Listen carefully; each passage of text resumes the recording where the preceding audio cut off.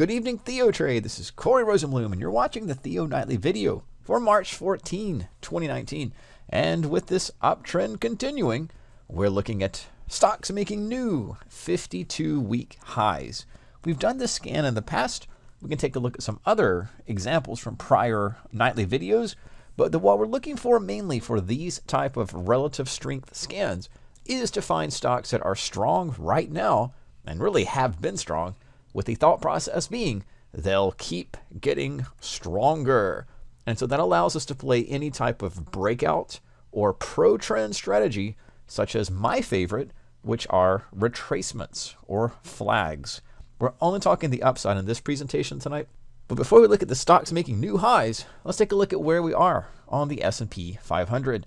We are back into our 2811, really the 2800 level. That is a key pivot. That's been a turning point for a few times in 2018, 3 times at the end of it, and just recently in 2019. So before we get really bullish, let's see the market break above this 2810, 2825, and even above that to push into this open air space that could thrust the market in the future all the way to 2900 or even higher. But again, we're not there yet. And this video does take a look at where we are now and just gives us planning parameters and trade potential.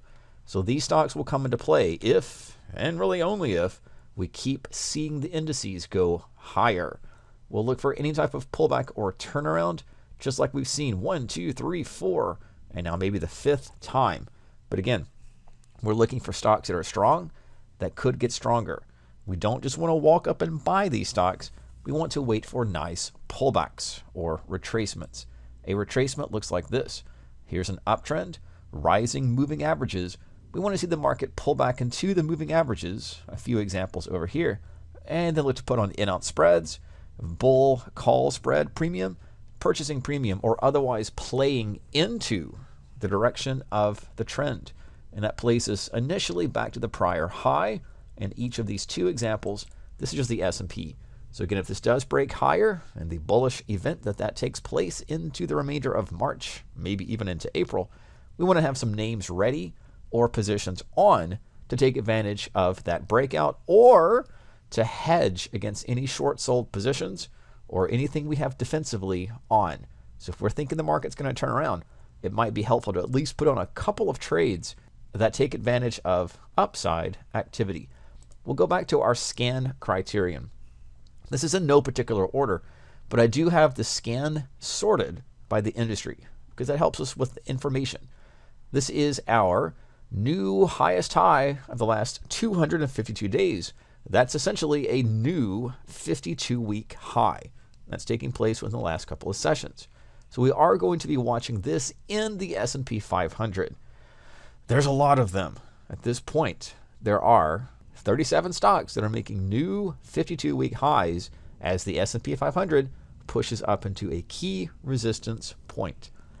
We do have a little bit of caution signs, and that's why we look at this industry grouping. Most of the stocks that are making new 52-week highs are utilities. Now, that's not something you want to see if you're really bullish. So keep that in mind as we take a look at some of these names. They aren't your typical names such as Google or Facebook or even financial stocks or retail stocks or things that lead the market higher. They're actually what we call defensive stocks or bearish, risk-off, protective stocks. So that should give us a little bit of pause before throwing our whole account long into any breakout that may occur. The other strong grouping are equity real estate investment trusts. The other ones are scattered from chemicals to aerospace, and there's a restaurant stock, Chipotle, and other names. Visa, we know what Visa is. Probably know what Cisco and Intuit are. Comcast, Charter, media conglomerates, and the rest I might not have heard of. So as we go through these names, we're not looking at all of them, but in this video you can pause and take a look at these components or do the scan from stocks that are making new 52-week highs. I've pulled them over here into a watch list and sorted those by average directional index or ADX. Topping the list is FleetCor, and this is particularly what we want to do as traders on the bigger picture. So this is an uptrend. It's a stock making higher highs, higher lows, rising moving averages, but we don't just get long. We don't just rush up here and buy a call, because the market could at any point in time pull back. This pullback is important to us because that's what we want to use as a trade entry tactic.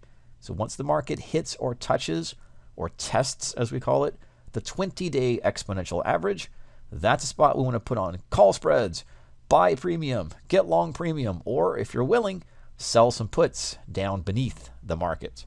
The idea is that which is strong now will continue to be strong into the future, and therefore we want to manage risk by buying or adding positions, adding risk on pullbacks. And the minimum target for pullbacks 3, 4, 5, 6, 7 days later are the prior high. So any targets you might include would be the prior high and maybe holding for a little bit more, but capture that premium movement from what we call low to high. Popular name, Chipotle. It's given us a couple of other additional pullbacks or pullback examples. Now again, these scan candidates are not to be bought right now. They're to be put in a watch list or other analysis, other techniques that we want to put on risk on a pullback, on a retracement. It might look like a bull flag, like these little 3 candles here or into the moving averages. Or this would be a breakout candidate. It's a new high on strong bullish volume. We want to go in the direction of the supply-demand imbalance, and that tends to show up on our charts with high volume nodes, such as this. A new high confirmed with volume should lead to continuity to the upside. We want to buy those pullbacks. And again, this is a pro-trend style strategy.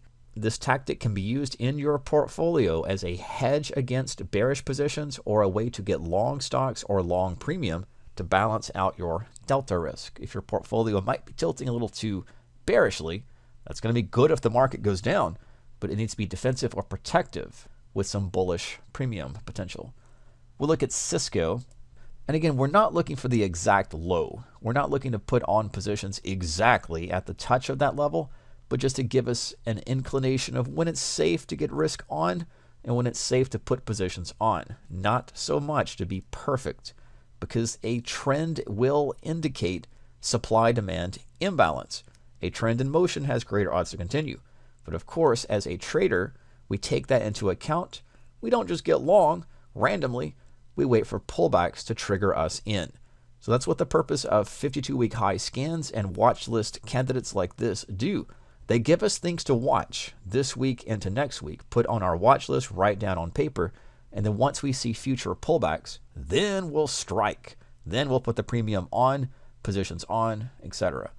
So Cisco is another candidate that is in this maneuver. And we are trying to capture bullish momentum and bullish outcomes. Multiple examples of that. And Intuit we discussed earlier.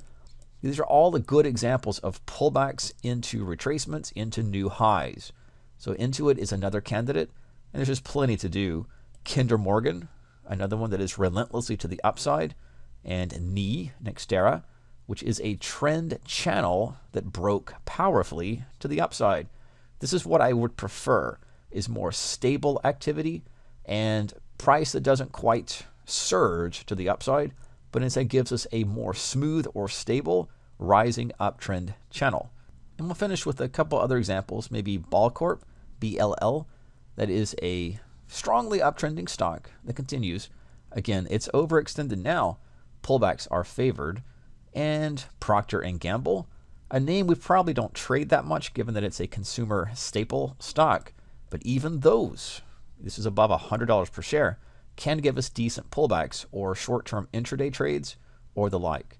And we'll finish up with Visa, a popular name, popular financial, that is again making new highs. This is our consolidation box or our rectangle. This is our breakout, and the market continues higher.